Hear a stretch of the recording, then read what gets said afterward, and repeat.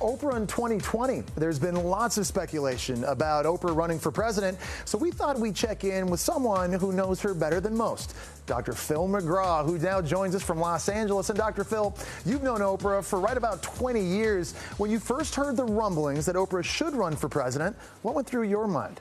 Well, I have heard all the buzz about Oprah and presidency. Frankly, this isn't the first time it's come up.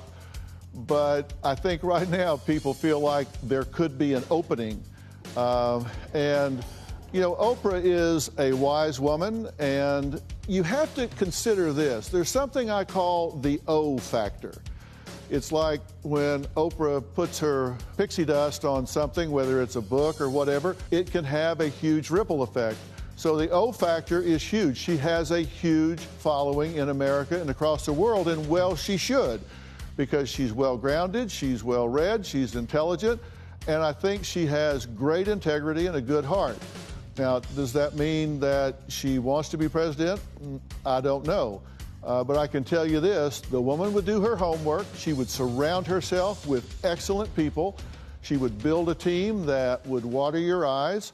So, you know, it's not a far stretch to think about her doing that. And, of course, 7 years ago, Oprah told Daily Mail editor-at-large Piers Morgan she absolutely was not interested in the job. But I am not in any position or qualified to run a country, a city, a I love that voice, town hall meeting.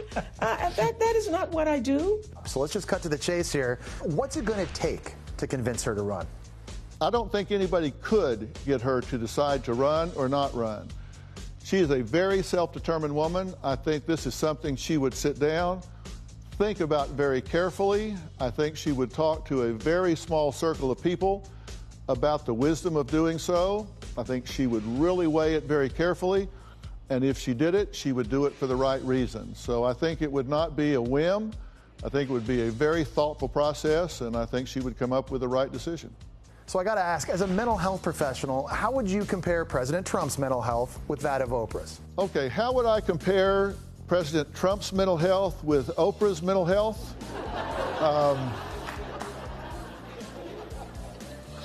You know, actually, that's not something that I could or would do, and I'll tell you why.